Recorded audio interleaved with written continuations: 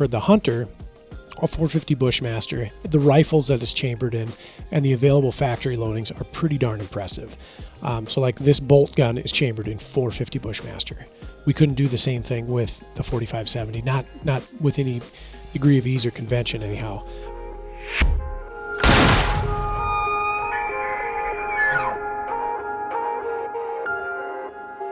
All right, everybody, we're coming straight into your ears with, that was a pretty lame intro. I thought it was going great, Jen. Let me retry it. No. All right, we're still going. You're the king of there's no stopping. There's no such thing as retries. Oh, can't edit. Can't do that. No, you're right. That's fair. Today's topic is straight walls. And while I instantly regret my opening statement there, I don't regret at all the fact that this is a podcast on our schedule. Because we've had lots of people ask this question around the cartridges themselves. There are more than just one straight wall cartridges out there.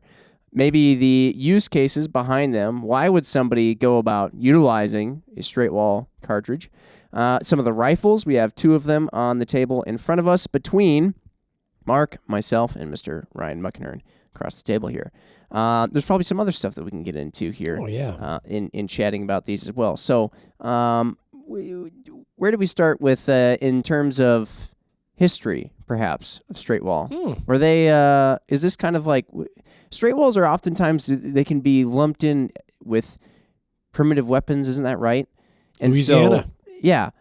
Is that because they're the OG of cartridges, or? If we take a look at the 4570, which we have here in front of us, 1870s vintage. Right. That's an old cartridge. It's been around the block. So yeah, there is a provision for primitive weapon use in some states for cartridges like the 4570, and actually I even believe the 444 Marlin, which kind of took me by surprise. But yeah, it is a pretty primitive cartridge, at least if we're looking at its date of manufacture, date of inception. Were people making straight walls before they were making bottleneck cartridges, or? Yep. All right, so the progression there was just that somebody determined at one point, hey, we can get better performance if we neck this down. Even back in like the 1800s, early 1900s, they were saying, just neck it down. It makes it better. Just neck it down. Sprinkle a little bottleneck on it. That's right. Yep. So let's talk a little bit about that progression there, where we went from A to B, and I'll call a straight wall cartridge B, to C, which is the bottleneck, which we might make some comparisons here throughout, but yeah, where does that guy fit in, Ryan? So we used to do things the old-fashioned way. Before metallic cartridges were a thing, we just put powder down the bore and then put a bullet on top of it and a priming agent of some kind, whether it was a musket cap or a percussion cap or these fascinating, I guess you'd call them like little rolls of tin and paper that contained priming compound that acted as a primer of sorts. At the rear of the gun, near the hammer mechanism. Fast forward a few years, and we started encapsulating the whole thing in paper. So we had paper cartridges, and this actually goes way back. This goes back to like Revolutionary War and just forward to that, in which they were pre-rolling charges. So you'd take your cartridge, quote unquote, rolled in paper, you'd bite one end of it off, pour down your powder, and then using the paper itself, as well as the projectile, generally rolled in and tied at the top. The rest of that would be wadding material. You'd seat the projectile, prime with very likely priming powder, or later on a cap of some variety, and then fire the weapon. That's like the original speed loader. Yeah. So, I mean, at the same time, they were still using loose powder, either poured by like 1,000, 2, 1,000, plenty, or a pre-measured charge. Like you're making a drink. Yeah. Pretty much. Some guys were better ammo tenders than others. Yeah. And so metallic cartridges in the early 1800s did exist. They were a far cry from what we see here in front of us today with these heavy brass walls and rims and centerfire priming systems. Some of them were pin fire. Some of them were rim fire. Into the late 1850s and early 1860s, we started to see a much larger or greater number of these things hitting the scene, in repeaters especially. We look at like the 1860 Henry, the 1866, so on and so forth, in which we had multiple metallic cartridges, straight walls, put into guns. They had a priming compound or a priming mechanism on the case itself. And then the powder, of course, was contained. It was still black powder at the time, bullet seated on top. So shooter could carry a whole bandolier of them, reload the gun, and fire. And then priming system switched up a little bit. Rimfire fell away, probably due to the fact that center firing was a way that a shooter could reload. And then mass production might have been a little bit easier, and you'd have more consistent ammunition in that you weren't having to worry about priming compound getting into the rim of the cartridge where it would have been struck by the firing pin mechanism. So we switched to center fire, and here we are. It really hasn't changed much since then. So 1860s, 1870s. And yeah. And that's that. That's that. And then a straight wall cartridge differs from a bottleneck. It's probably pretty obvious, but a bottleneck cartridge essentially has, a shoulder or is necked down in some fashion, therefore enhancing performance. Potentially, yes. Yep. Absolutely. Yeah, what's the deal? I mean, how does it that they just, Enhance. just neck it down a little bit, and all of a sudden it's just, we're shooting bullets at 3,000, 4,000 feet per second, and well, we're in this modern era and all that stuff just because all we did was kind of just bump the neck down. So if we were to look at this 4570 here that we have for you who are watching, if we were to take this large 325 grain projectile out of the case, and we'd have this straight walled case, we then necked it down to, let's say, 30 caliber. We'd be able to put a much lighter bullet into that case while still utilizing a fairly large powder column. So as we've seen before when we've talked about cartridges in the past, like when you neck it down, it just goes faster. Oh, we're pushing a lighter weight projectile, higher pressure, with a similar equivalent amount of powder. Okay. So that's it. We're really just removing mass. Got it. And then really just like one of the things that we have with modern technology is that we've made bullets better and better, so you don't always need such a big honking pill. Correct. In order to do what you needed to do. And that really was, I'm going to say, the undoing, although they're not undone, the undoing of large bore projectiles. And if you look at like African game cartridges, and specifically those used for hunting like dangerous game, when you see a cartridge like 600 Nitro Express, which is just an absolute unit of a cartridge, this was effectively displaced and replaced by more modern, higher pressure, smaller diameter cartridges. So if one was to pick, a better cartridge for stopping a Cape Buffalo, would it be a 600 Nitro Express, or would it be something like a 460 Weatherby? A lot of debate there. Obviously the 600 has more mass, has a larger projectile, so there's some merit there. But the 460 is generating considerably higher velocities, and potentially, depending on the bullet you're using, better penetrating power, the ability to track through a large target like something like a Cape Buffalo or an elephant or a rhinoceros or something, better than even these very large diameter, like 600 and even 700 nitro calibers. And really, the only way you could get more at the time was a larger bullet or a larger projectile. So when we look back at historical muzzleloaders, 36s, 40s, 45s, 50s, 54s, all existed. But the only way to get more out of it, more lethality or killing power, was just to increase that ball diameter. So we see, 58s, 62s, 68s, 69s, 72s, where we start or stop. Yeah. We stop measuring ball diameter and caliber, and then we start going to gauge at that point in time. And so really increasing the mass of your projectile was the only way to get any kind of effectiveness out of it beyond short range or smaller targets. Well, and sidetracking here a little bit, but we've seen that just with muzzleloaders from a hunting perspective as well. It's like when I first started muzzleloading, 54 was very popular. I think I knew a guy, did he have a 72?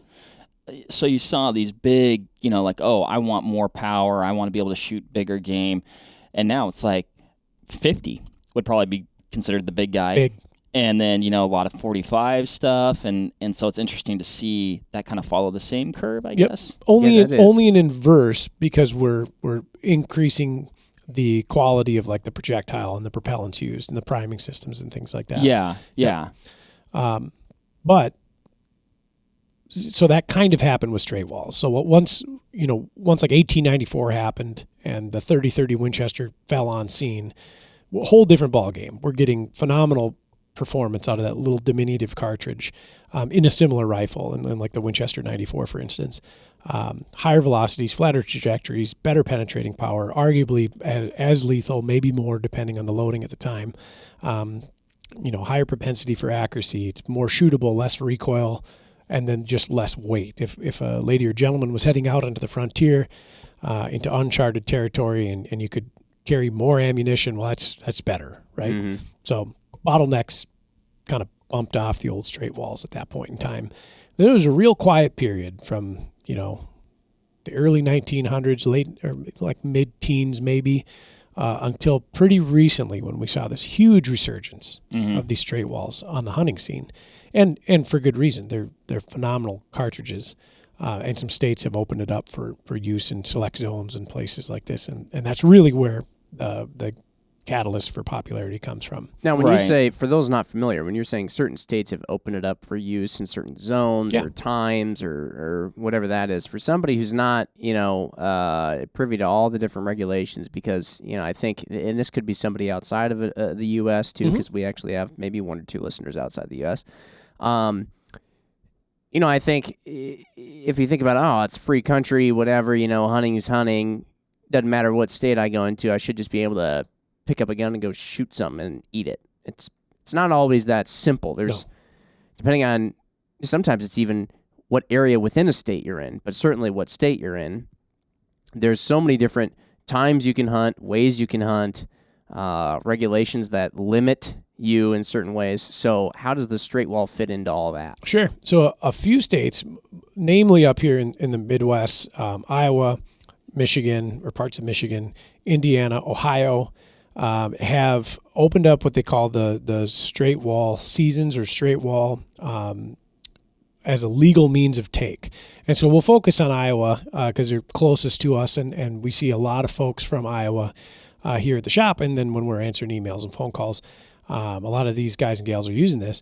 Your options for hunting deer in the state with a firearm are limited to a shotgun slug, a muzzleloader of some kind with a minimum caliber, and a few other stipulations, or a straight-walled rifle cartridge. So they can't, in Iowa, they can't shoot a deer with a rifle with like you can't take your 30-06 out and can't do it.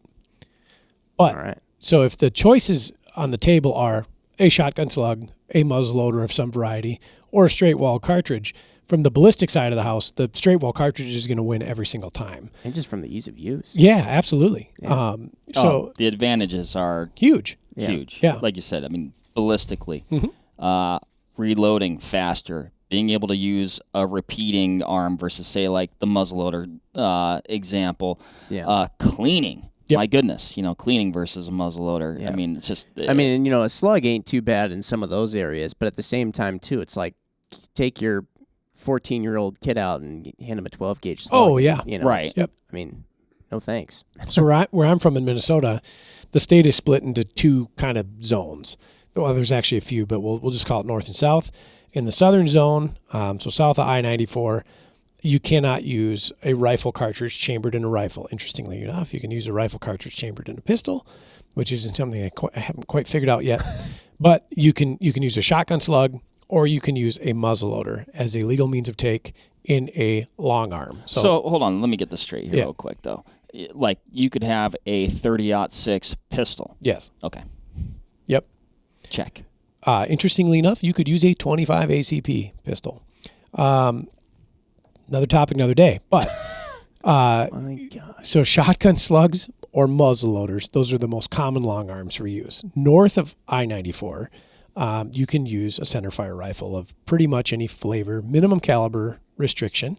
But anything really above .223 is legal to hunt deer in Minnesota with, north of that line. They have not gotten on the straight wall bandwagon yet, and I'm not sure why.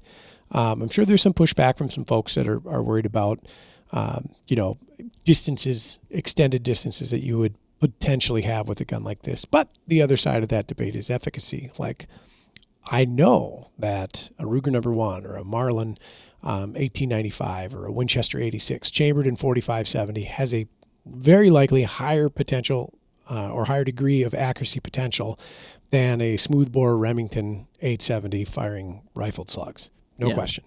Can you go, so, you know, in that case, we've discussed this around the shop before. Some people would think like, oh, well, is the state doing that because they're trying to make it more sporting and more difficult and challenging? But then you're bringing up this whole distance thing. Are people actually worried somehow that around there, like, you're just going to take a shot and the bullet's just going to go miles? Right. Populated area south of that, right? So it's much heavier woods north of that typically. So maybe there's more trees to catch that errant projectile should it find itself not impacting a deer. And the southern part, I think one of the concerns, and I've heard this a few different ways. I've heard, well, it's to prevent people from just absolutely massacring all the whitetails that are down there. And 2, it's meant as a safety thing to prevent people from lobbing projectiles, past their intended target and hitting something far away. I think it's more to do with the latter than it is to prevent them from laying waste. Tell you what. Yeah, I mean, having worked behind the counter at a gun shop in central Minnesota in the slug zone on deer opener, I can tell you I have seen the same party of people come back for more slugs throughout the day. No joke. So pretty common practice is doing drives, which you'll push a section of woods, hoping to push a whitetail out, and then they'll have posters and drivers. Posters take the shot. Maybe the driver takes a shot. Smoothbore slugs aren't maybe crazy. Somebody else in the woods takes a shot. Maybe. Smoothbore slugs aren't crazy accurate past maybe 75 or 100 yards. You can have some exceptions to this. And then, of course, a lot of people use rifled slug bores. And that helps. But it's not uncommon when you're sitting in those southern zones on deer opener to hear what sounds like the 4th of July, which many projectiles are being fired at a moving deer. I get the reason or the thought behind, some of these regulations being in place, and there's a lot of variables at play there. Yep. But also, like, from the safety, like, just looking at the safety component, I feel like knowing your target and what lays beyond is a pretty big factor in all that. Yeah. Oh yeah, That's a big one. That's in the top 4. Like, I think if you use that, you ought to be okay. Yeah. But not to say that errant things don't happen. People make mistakes. You get tunnel vision, whatever. So I know there's potential for even somebody who intends to know those things. Yeah. It doesn't happen. But yeah. Personally, of the mindset that a well-placed centerfire cartridge from a rifle that has probably a higher degree of accuracy than its shotgun counterpart is probably the safer situation. Again, just having been in those areas during that time, watching 437.5 grain slugs skip across a chisel plowed field. It's very real. So yes, but it's safe, Ryan. Yeah, sure. It's safer. But in any event, some of these other Midwestern states have opened this up as a legal means of take. And I think it's wonderful because I think it to Mark's, or maybe it was Jimmy, who said that if you hand, a youngster, a youth, or a small statured shooter a 12-gauge slug gun, they're a handful. They're usually large guns in the first place, heavy, not very wieldy, and then they have a lot of recoil.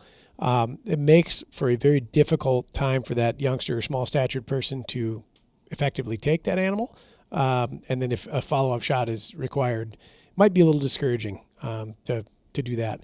This, on the other hand, having some of these straight wall cartridges here is a whole different shooting experience. Much lower recoil, much higher accuracy potential, and just I think a better situation all around. Well, then compare it to, say, a muzzleloader, which can be yeah, insanely accurate. You can if set up in the right way, you can shoot pretty darn long distances. Actually, even probably longer than some of these straight walls here. But for maybe like maybe you have a person that, yep, I got a muzzleloader. I'm putting charges by volume versus weight. Your level of consistency is going to be a little bit different there as well. So I think you're getting a lot compared maybe in general or in certain cases comparatively, between that and a muzzleloader, you're getting a lot higher degree of consistency between your loads. And plus, too, I mean, it's not like I couldn't figure out a muzzleloader, right? But if you're talking about barriers to entry for people to get into hunting, and then you're saying, okay, you got to go out, you got to get a muzzleloader, and then you got to get this powder. Don't get that powder because that powder is going to kill you. You got to get this powder, and you got to dump it down the barrel in this way, but make sure it's not wet. And you got to make sure you have this piece of equipment. You got to have that thing and ramrod. Oh, but you could get it stuck, and then and then get these projectiles, not these projectiles. I mean, I'm looking at that and I'm thinking, well, if I get this, I just take this, put inside, close bolt, and I'm ready. It's way less to wrap your head around. Yes. Well, and if you're watching on YouTube here too, like Ryan was alluding to, as far as being a pretty darn handy configuration, we've got 2 bolt action rifles. One is I believe it's a 450 Bushmaster. Yep, this one's a 450. And then we also have a 350 Legend, which is actually a pretty cool cartridge. I'm sure we'll talk about that here in a minute. We don't have an example of the cartridge here. But very light, very handy, easy to point. You got a magazine there, easy to load. They work just like every other bolt gun. Mm-hmm. One has a break on it. One appears to be threaded. The 350 Legend appears to be threaded, so you could probably put a break on it. You could suppress it if you so chose, which is actually kind of cool. Now I'm talking about the 350 Legend. I would so chose. It sounds like you can even get subsonics in the 350 Legend. Yep. What isn't there to like? And from a shooter's perspective, what isn't better? And the answer is nothing isn't better. Everything is better. And, I still am of the mindset that if a shooter is confident in their equipment, there's probably a lower chance of them slinging lead across the countryside, and probably a higher chance of success with one well-placed shot. And I think it's going to lead to less wounded deer dying a horrible gangrenous death in some drainage ditch or willow thicket somewhere, more recovered game. And a better experience for everybody. And to your point with muzzleloaders, the barrier to entry to a muzzleloader is extensive. A lot of people they don't want to futz with it. It's not worth it. Too many things to manage. Cleaning, like Mark said. I mean, there's just a lot going on. You do it probably because either you have no choice due to your season requirements, if you are a person who likes to hunt with a muzzleloader late season in a lot of states, or you do it because you just enjoy the nuances of the process. Yeah, right. All those things that we're talking about being a barrier to entry could are be attractive to certain people. I enjoy muzzleloading, but man, if somebody told me I could use a straight wall, absolutely, probably gonna do that. Yes, no question. And again, just to kind of wrap back around here, that's where it came from. It was a better way to do things. I think for those states that hopped on board with it, they realized that it probably increased their hunter recruitment by quite a bit, got more people in the field, and very likely ultimately resulted in more recovered game, less wounded and lost game, and just a better overall for all parties involved. Yeah, I mean, it really is cool. Just this trend in regulation changes really. The laws essentially that govern these certain seasons in certain states, that was the catalyst for this resurgence in these really cool cartridges in really cool rifles. One thing that I also think is neat, Ryan, is you're not limited to just a bolt action rifle or a lever gun. I mean, you kind of can choose what style you want. Heck, you might even already have one, right? Correct. So, including the AR-15. You're looking at the 450 here. And the 350. So those are really neat. I remember when the 450 Bushmaster came out, I was selling guns. It was behind the counter. Nobody really understood why. Everybody was looking at it like, I'd be a phenomenal, pig round. And it is, right? So big, heavy cartridge moving pretty zippy for what it is, 250 at 2150 or 2200 or so. Great pig round. But at the time, there was not a lot of these straight wall provisions, if any, on the table, and it almost died. It just kind of quietly faded into this cartridge obscurity. And then once the straight wall craze had occurred in the upper Midwest, all of a sudden, bam, 450 Bushmasters everywhere. Like you said, ARs, bolt guns, single shots, whole ton of them came out in this cartridge, breathed some, I think, well-deserved life back into it. So we're not quite emulating a 45-70, but we're pretty darn close in that cartridge. Really quite a nifty round. Now, when it comes to when you're saying maybe we're not quite emulating a 45-70, I'm curious because we've talked about all these bottleneck cartridges before, and it's like, oh yeah, well you play with the shoulder, you bump this back, bump that up, 40-degree angle, ackley this, ackley that, whatever, and next thing you know, you've got a cartridge that's relatively teeny tiny, fits in a short action, but it's shooting something at like a gazillion feet per second, and it has all this energy, and it's amazing, and it's all because they played around with this neck and stuff like that, or whatever. You can't play around with that with a straight wall. No. I mean, these two tubes of lipstick here are both the same. It's just that the 450 Bushmaster, they just chopped it off a little shorter. Yep. Same pill inside, right? Sort of. Slightly different diameter and lighter weight. Okay. And in that case, obviously, we mess with length of the projectile to futz with weight in terms of bullets. So is that how they're doing? What are they accomplishing with the 450 Bushmaster over the 45-70? The biggest thing is we can put it in an AR length magazine. Mm-hmm. Okay. Got it. So it fits those mechanical constraints. And ballistically, it does get really close. If we were looking at trajectory, it actually surpasses the 45-70. But part of this is that 45-70 is pushing a considerably heavier bullet. So in this particular loading, we're looking at a 250 grain Hornady FTX, and in this case, a 325 grain Hornady FTX. Oh, that's notable. Yeah, so there's a weight discrepancy there. Velocities are pretty close. I think the standard loading on the 45-70 is 2050, and on the 450 Bushmaster is 2200, as I believe what the box posted velocity is. So the 450 is going to pull away from a trajectory standpoint, and you can argue which one's better. I think they're interchangeable for intensive purposes. There's some things you can do with a 45-70 you'll never be able to do with a 450 Bushmaster. Really big, giant bullets, right? And increased velocities. So you can load this on the heels of the 458 Win Mag. Very close. It's very uncomfortable to shoot, and you have to have very specific firearms to do it, but you can get very close to what a 458 Win Mag can do. Like a high wall or something that's just brutally strong. Yep, a high wall, a Ruger number 1, some other modern single shots, they can certainly pull it off. I wouldn't tell you to throw it in your lever gun, and certainly don't throw it in your, like trapdoor Springfield. That would be a recipe for disaster. But you can snooze these up quite a bit more. And really, this just comes down to case capacity. So if you look at the two side by side, there's a discrepancy. You see the 45-70's got quite a bit more room to play. And so like BPCR, black powder cartridge rifle competition shooters, a lot of them shoot 45-70, and they'll load this up with a 535 grain projectile. Oof. Yeah. And they're not shooting it super fast, 1,200 feet per second, 1,250 maybe. But you can, and you can go higher, hotter if you want. But for the hunter, a 450 Bushmaster, the rifles that it's chambered in, and the available factory loadings are pretty darn impressive. So like this bolt gun is chambered in 450 Bushmaster. We couldn't do the same thing with the 45-70, not with any degree of ease or convention anyhow. Rebated rim, rimmed. So feeding out of a magazine is a remarkably different thing. Yeah, and especially when you put it in the semi-auto platform like the AR, this is the answer. And it is a brilliant little cartridge. So it's that one and the 350 Legend are actually probably the two most popular. It has to nowadays for deer hunting availability, versatility.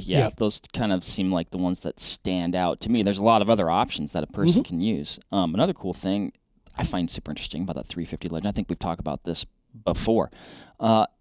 It's a lengthened 223 case. Kind of. Yep. That's what I read at least. Yep. That's what the interweb's telling me. Yeah. So it's based, if you were to look up a cartridge called 338 straight, it's really similar to that, only it's a 35 caliber bullet, slightly different length. and a few other dimensional changes. But effectively, yes, that's what it is. It's not that you can take 223 and just run it through a 35 caliber sizer and put a 35 caliber bullet in there and have a 350 Legend, but it's pretty darn close to exactly that. Here's a question for you. You mentioned the something straight? 338 straight. Okay. I'm going to go ahead and say it's safe to assume that's a straight wall cartridge, right? It is. Okay. But my next question is, can you go about just, let's say we went to Wildcat, the 450 bitch cat, and it was a straight wall. Can we go do the in these states where there's these regulations, you have to be using muzzleloader, slug, or straight wall? Can you go in with some wildcatted straight wall, or does it have to be a pre-approved, commercially available straight wall or something like that? Some of the states, and I'm not privy on every one of them's laws, some of the states have bullet diameter requirements. Okay. As a minimum of 35 caliber, which is where the 350 Legend comes in, and a cartridge overall length requirement. Okay. So long as it satiates those two, and then also maintains that profile, should be good to go. So why not the 338 straight? It makes more sense, right? Because it's just 223 necked up to 338, bullet diameter, and cartridge overall length. Dang. Gotcha. So if your state's minimum requirement is a 35 caliber projectile, like 357, 358, that would nullify it for use. 350 Legend, however, captures that brilliantly. It is weird thinking about a 338 being too small. Yeah. It's, This is but true. I think it's a really great point of compromise, because you weren't then stuck with a larger, higher recoiling, heavier weight 45 caliber option. You did have the 35 caliber option, and they were very clever with that cartridge in what they did with it with bullet offerings. Yeah. And I think with the 350 Legend. yes. Having, I think it's 150 grain full metal jacket option for just plinking, and very affordably. Asterisk pre-2020. They had this 150 grain FMJ option that was like $9 for a box, and you can go out and get super efficient with your new bolt gun that you're going to use for hunting deer. And when it comes down to hunting season, you switch over to these cup and core or expanding style projectiles, purpose built for taking game. A lot of it comes back to the same successes we see people have with the 6.5 Creedmoor, where it was an economical, low impact cartridge to shoot. You could increase your efficacy, become a better shooter, and it would be far more comfortable taking shots in the field. Well, and even from just a fun perspective. Yeah. It's fun to shoot. So you're going to shoot that rifle a little bit more. Yep. Also, what I've read, Ryan, is a lot of these straight wall cartridges that are kind of like the more traditional ones that, maybe fell off a little bit and then saw a resurgence. I guess a difference between those and, say, the 350 Legend is the 350 Legend was created because of the regulations, right? It's almost like the chicken came first on that one, or however you want to think about that. But they're like, oh, we've got this new regulation. Let's make a cartridge for that. Yes. And they knocked it out of the park. It's pretty cool. Yeah. Neat cartridge. I feel like this is like some sort of 350 Legend, fanboy podcast right now. But it does, looking at the numbers, I really like it.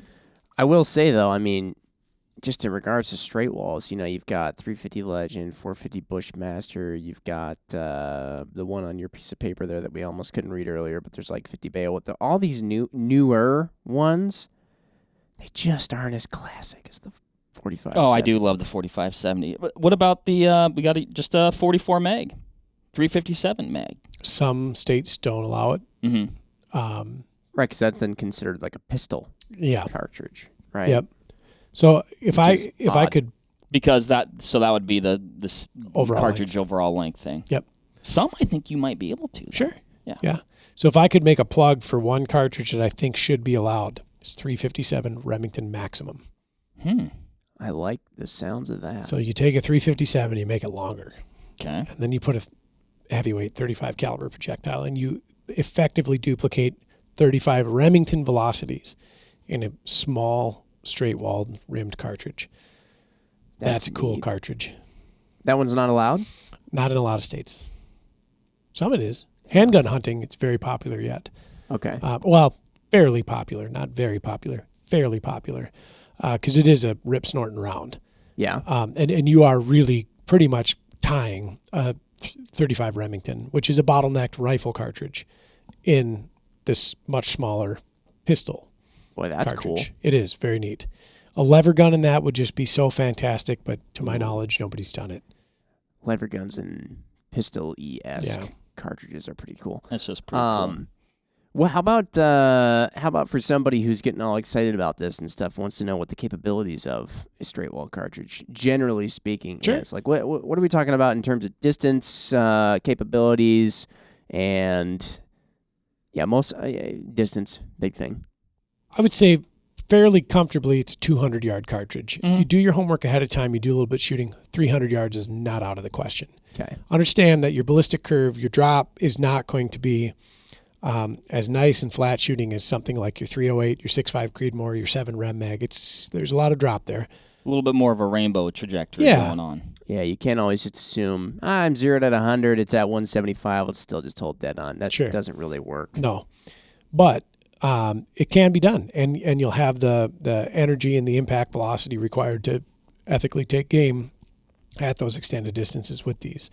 So the ammunition technology has improved quite a bit. So if we look at both of these rounds, these are loaded with the FTX projectile from Hornady, and there's a couple others out there that are similar to this. So this is most famous in the lever action guns because it allows us to use a pointed profile bullet in a lever gun. Without detonating the primers when it's in the tube magazine. Correct. So if you folks flex to it. Yeah, they call it the flex tip, FTX. So if you aren't familiar with this, in a lot of tubular magazine guns, like say a Winchester 94, a Marlin 1895, Winchester 1886, a Marlin 336, if you load a bunch of these cartridges into your load gate on the side, they go up a tube, and the bullet points are directly on a primer in front of them.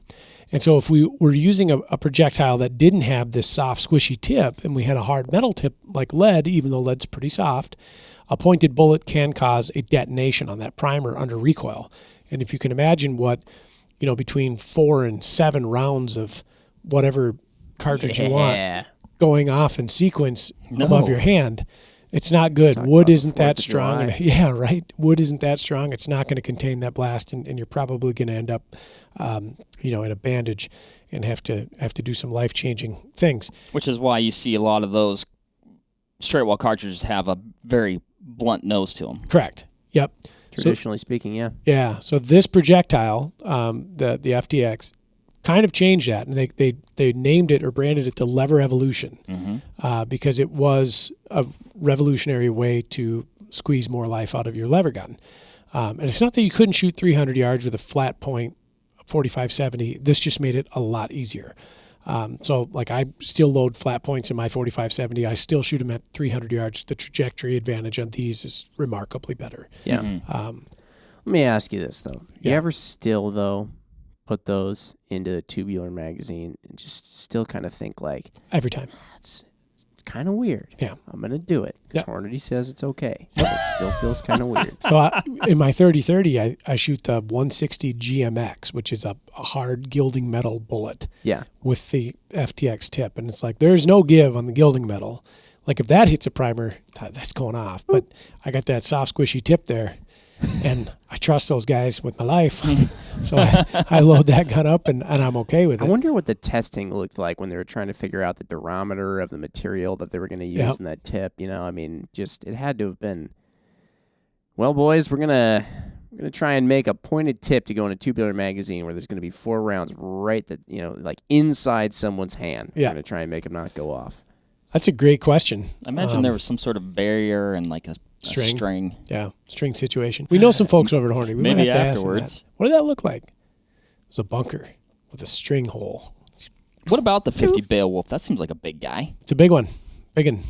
Not that popular. Still. No. You see that in ARs, right? Yeah. Yeah. Not a Wildcat per se, but not a resounding commercial success. Yeah. It's a brainchild of Bill Alexander. It's kind of I'm going to call it a companion cartridge. Everything he does is usually like too smart for everyone else. It's a little different.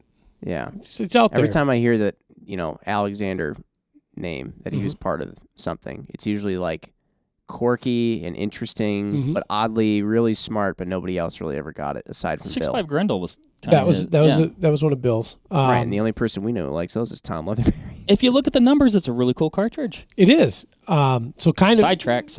Kind of goes along, like when I think of Beowulf, I always think of Grendel, because I'd be a 2-gun man at that point in time. I'd have my Grendel for the long range stuff, and I have the Beowulf for the short range stuff. Now, I don't own a 50 Beowulf. I think Travis Baran does. Yes, he does, and I remember that. Yeah, he bought it right away when it first came out, and he ended up having to do some Dremel gunsmithing and whatnot at very first. Because he built it himself, put it together out of random parts. It's the maximum size you can really get away with inside of an AR-15. Like, we're talking ejection port, magazine, feed rails, the whole 9 yards is like absolutely towing the line of maximum threshold. And it's kind of expensive to shoot. So I think his ammo supply is limited in the first place because it's like several dollars around. I wonder how fun it is to shoot. They've got some snort. Yeah, not too pleasant. No, it's not far off of like a 20 gauge slug. Yeah. All right. A lot of horsepower. But is there a better, more efficient, more pleasurable option? And the short answer is yes, it's a 450 Bushmaster. They're very different, but they kind of fill the same niche, if you will. Yeah. Yeah. Other things around straight walls. I had another one, but I can't recall. Do you think that there's people who aren't getting straight wall cartridges because they're just still mad about the fact that there's regulations? Could be. Similar to like suppressors where everyone's like, I'm not going to get a suppressor because I don't want to pay $200 and have to wait because the government tells me to. I'm just going to wait until they become legalized and I can That's just buy me. them. That's you? Yeah. But you still don't have a suppressor. You're still boycotting, huh? Yeah, I know. I did. It's like, it's a crime that they're taxing us for use of it. I'm probably on the same board, but at least I have some. I don't. It's funny because like I love muzzleloading. It's so much fun to go out and ride the struggle bus with like patch thickness and lubricant and ball diameter and powder charge and primers and what happens in cold weather. And I don't know why I enjoy that, but like the filling out of the documentation and submission and the waiting, I don't even mind the money part. Like, fine, charge me $200 in tax. I don't want to wait. I'm that impatient. The juice is not worth the squeeze for me. All right. But by the time you so develop it's because that, they don't make you fill out any paperwork to use a straight wall that you're totally fine using. Yeah, I'm cool with it. And I think there probably is some folks that are potentially playing the stick in the mud card for that. I think it's unfounded because it really is a convenient way to, and not just convenient, it's like an intelligent way to increase your lethality and enjoyment in your state or region that allows it. I mean, I would have to think, by and large, if a person is, you live in a deer state or you're going to go hunt a state that allows straight walls during that deer season, the only reason you wouldn't is because you just don't feel like buying another rifle. You're like, I don't want to spend the money. Because, or you just love hunting with a muzzleloader, sure, or you truly enjoy hunting with your shotgun. I don't know, man. I think the advantages are pretty clear. The rifles that we got to talk about these actually a little bit here. The rifles that you can get the straight walls in are generally speaking not all that spendy. No. You know what I mean? We got the old Ruger classic. American. How many times have we mentioned Ruger American on our podcast? We've got 2 of them sitting here in front of us. And, I mean, economical in terms of price. I remember when they first came, I still quote the original Ruger American price. They're probably like $100 more or something more like that than they used to be. But still, not all that expensive. And tell you what, I like what they're doing with them nowadays, though. This is clever. This is the first time I've handled the 350 Legend version. They're so small and handy. Pick that up. First thing I noticed is they actually use an AR-15 mag just release straight up. and catch system for their AR-15 magazine that has modified follower and feed lips for a 350 Legend. Probably not the feed lips, follower for sure. I really like And they were the smart orange. at doing that because I remember when they first came out with the 350 Legend, they were making such a big deal about how it could just be an upper swap and a magazine swap. Yep. And so now they're just making a bolt gun that's going to accommodate if you also have an AR or if you're getting parts for one of the 350 Legend ARs. But yeah, I mean, is there anything that goes into the rifle specifically around a straight wall that's different from bottleneck aside from, the chambering job and all that stuff? Or is it pretty straightforward? Like, yep, it's the same gun, just with the right barrel, bolt face, and magazine. Really, that's it. there's Kinda no, nice. there's no. I mean, it's nothing different about it than chambering in any other cartridge, I guess. Right. There's some considerations to make with how the case head spaces. Is it, head spacing off a rim? In the case of the 450 Bushmaster and 350 Legend, no, it's not. It's head spacing off the case mouth, but modern 4570 does that anyway. No, in this case, you could take this receiver from Ruger if it wasn't attached to anything, put the 350 Legend or the 450 Bushmaster barrel in it, the correct magazine assembly, and you're off to the races. And the accuracy on these things is bonkers. I had a customer in the other day. He had a Mossberg in 450 Bushmaster. We got it set up for him, Iowa hunter. And the gun shoots lights out. It shoots sub-minute of angle. Yeah. At 100 yards. Jeez. And we're talking about a 250 grain projectile. And I actually did the chronograph on his gun to develop him a dope sheet. It was like 2188 with an SD of 16. So that's very respectable ballistics, and running the math on it, it's 300-yard cartridge all day long. Yeah, so for sure. And he's got the right optic on it, and he's going to be able to do it. It's going to be fantastic. Why wouldn't you? If I could hunt Iowa specifically or with any degree of frequency, I'd absolutely have one. I have a very high performance muzzleloader that I love shooting. Not the gun for that state, just because. Yeah. I have a Browning A-Bolt 12 gauge, so it's a bolt action 12 gauge that I use for Minnesota deer hunting. Phenomenally accurate. There again, minute of angle or less at 100 yards. I enjoy shooting it. It is nowhere near as consistent as these straight wall guns are. Mm-hmm. And that gun was a super high performance slug gun built specifically for states like Minnesota and previously Iowa and some of the others that are slug only. And that thing would grow old and dusty if I had the option to run a 450 Bushmaster or a 350 Legend.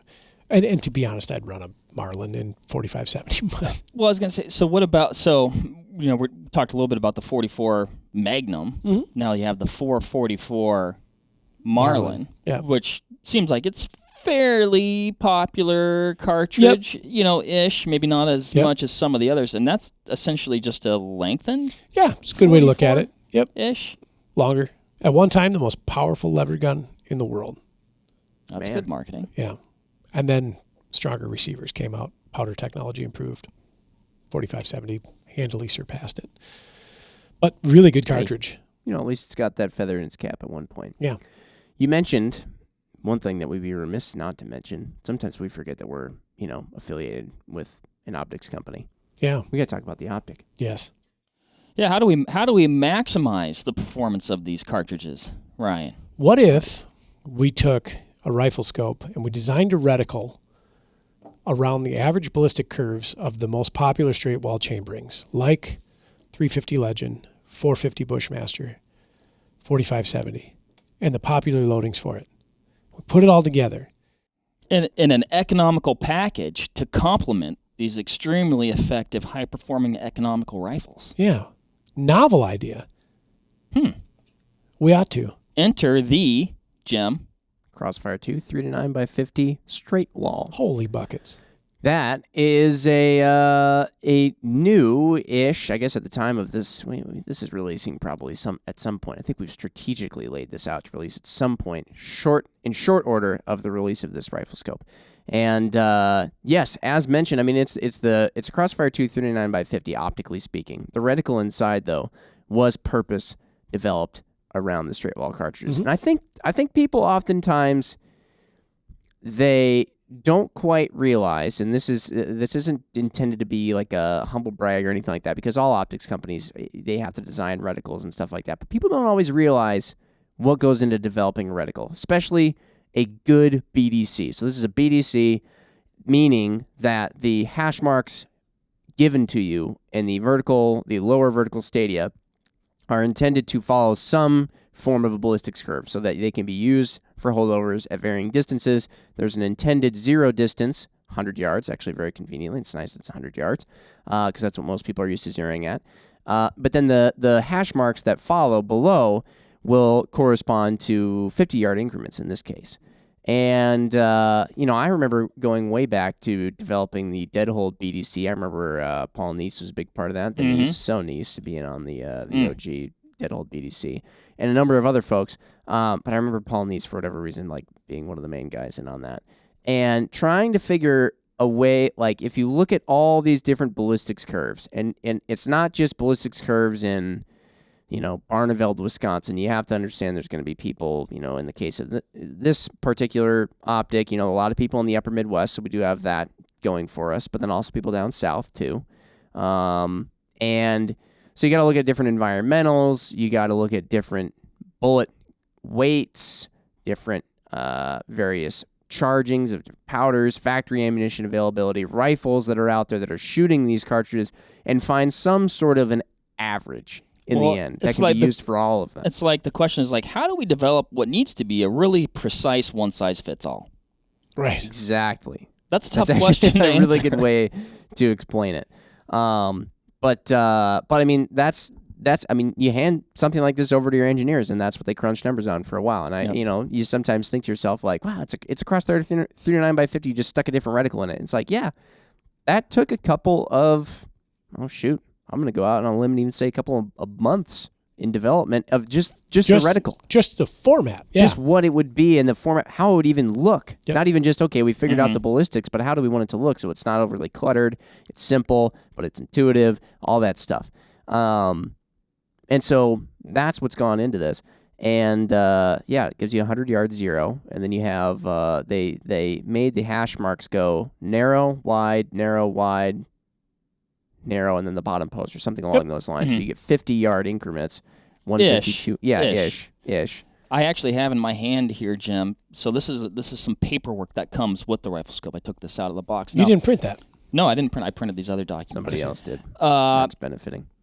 Yeah, oftentimes I feel like some of the stuff that comes in the box is just like, the instructions, get rid of it. This is a pretty handy dandy little guide here. So in this, it's got listed these common cartridges, these common straight walls that we'll see in the deer woods nowadays. We've got the 450 Bushmaster, the 350 Legend, the 4570 Government, and it looks like those are kind of the three bad boys that are listed. And honestly, those are, if I was going to get it, barring if I didn't already have a different straight wall, those are probably the three that I would select. Or if you're like a Ryan Muckenhirn over here is an enthusiast. So I'm going to use the 470 2.5 Remington Bush Chucker or something. Exactly.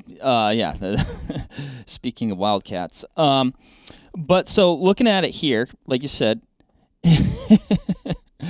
it center 450 Bushmaster. I'm going to go through some of the numbers here. Yeah, I think that's the one that they actually they sort of keyed in on most for their ballistics trajectory in this case. I mean, it's all these fall pretty well into the bucket. So center crosshair 100 yards, first hash 150, second hash 210, so approximately like a 50-yard increment there.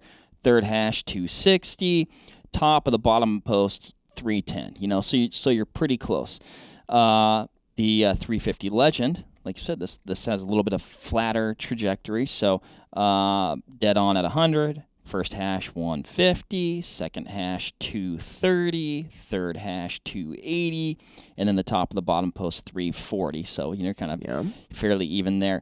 The 4570 Government, Ryan, I think you're a fan of this cartridge. It's okay. Dead on at 100. First hash 150, second hash 200, third hash 250, top of bottom post 300. So that has kind of the most even of the 50-yard increments, the 4570. They told me the 45 Bushmaster would work the cleanest, but the 4570.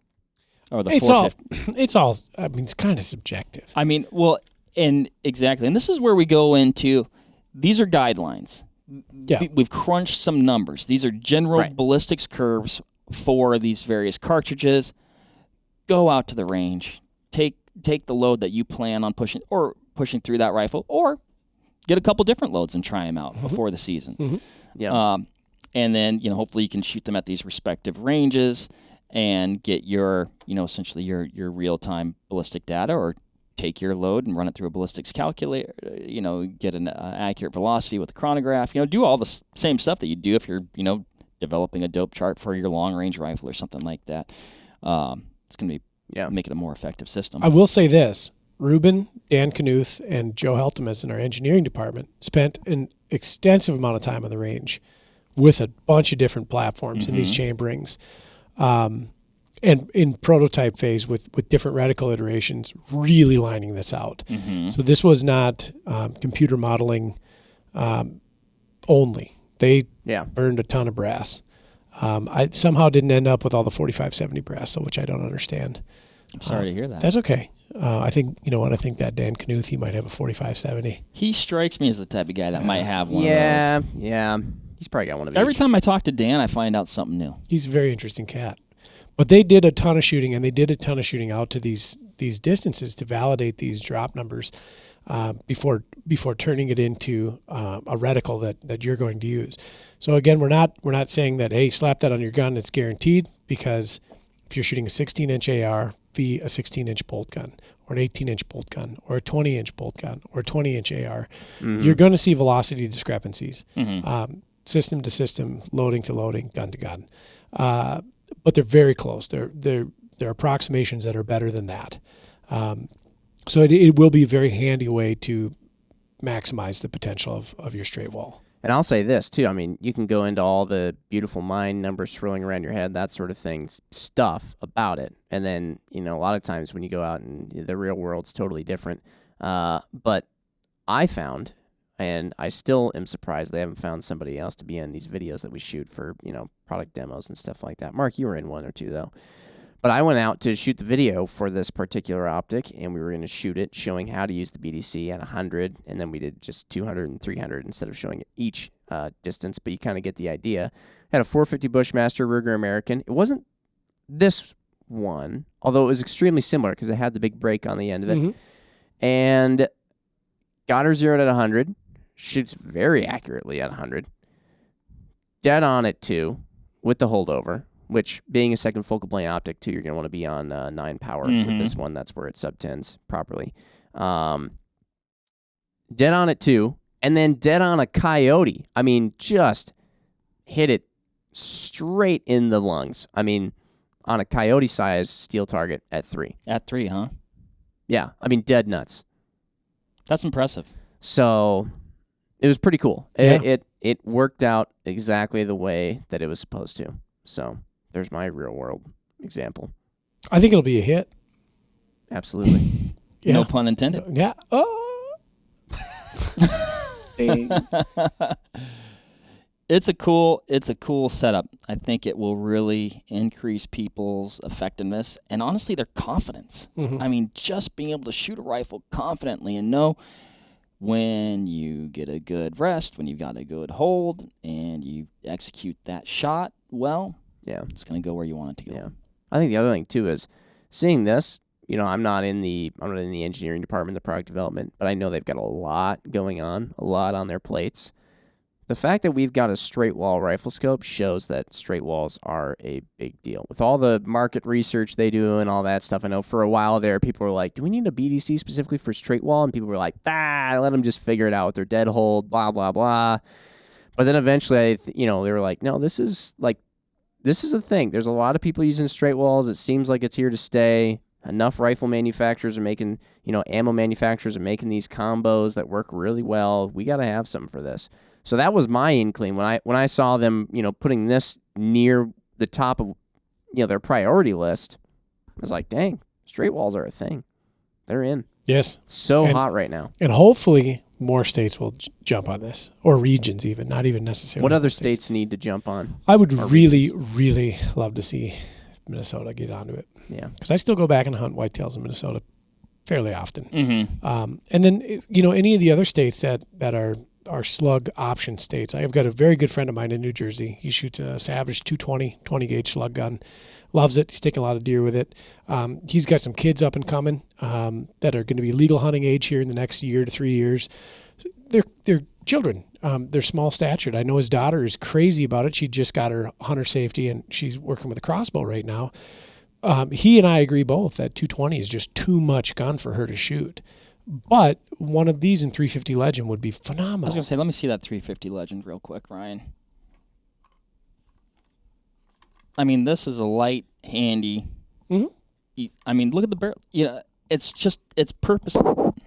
There, that probably made a noise when I tried to shoulder that there. In fact, it did, Mark. It did. Enjoy. Yeah, dude, this is just.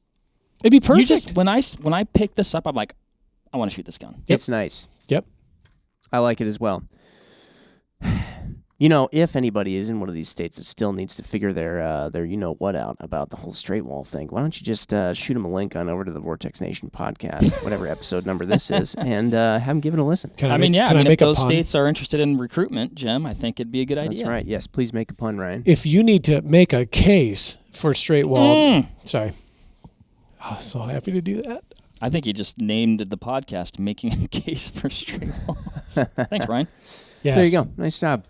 Your pun actually worked. Mine at the very beginning of this podcast was stupid. I liked it. I think you pulled back the reins too quick on that one, Jim. Maybe I second guessed it. I never should have done that. It was flawless. It's like if you're going to go cliff jumping and you stutter step at the end, that's the bad choice. Yeah. Pull like a Mario and jump again in midair. Yeah. Can I say something else? Please. The last one was good. Ryan, you've been on these enough. You don't have to ask every time. Okay. If you have a straight-walled chambered firearm of any variety and you already have a rifle scope that is not the straight-wall BDC, all is not lost. Give us a shout. Shoot us an email. We'd love to walk through discovering your ballistic curve. So the gentleman that I helped here the other day did not have this optic. He had a completely different optic. Little bit of homework on the range. 5 rounds over the chronograph, an established 0, some quick math based on overbore height, and I drew him up a dope chart to the maximum extent that he could shoot that firearm. So don't think we're trying to get your money, because we're not. If you've got something already and you don't want to change, just give us a shout. Right, you and your team's phenomenal customer service is going to cost us sales. How dare you? It's the what right are you doing, man. Sorry. Forget what I just said. Ryan will edit that out. And pause. No, but it is true. Yeah, you don't have to have this to make it work. It just might not work out to the nice clean numbers. Right. Or at least close to the nice clean numbers. I mean, if you're, it just depends if you're interested in shooting big bucks, I guess. You know, do what you want. There you have it. Well, I think we can stick a nail in this one. What do you say? Yeah, let's do it. Like Ryan said, feel free to reach out with other stuff. If you have any questions around this, you can always just do that in the comments as well. If you're watching on YouTube, first off, thanks. We know we get a lot of viewers over there.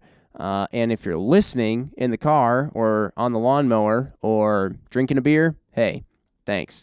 You can comment over on Instagram at Vortex Nation Podcast. All right. We'll bid you adieu. Bye, everybody. Bye. See ya. There you have it, folks. Thank you very much for listening. As usual, give this video a like if you liked it, comment something below, and give us a subscribe to the Vortex Nation podcast channel. It would mean a lot to us. Also, why don't you give us a follow over on Instagram while you're at it, at Vortex Nation Podcast. We'd love to hear from you over there, and we'll keep you updated with all kinds of cool photos and videos from our adventures that we do here. Otherwise, we will see you on the next one. Thank you again. Happy hunting and shooting, everybody. Have a good one.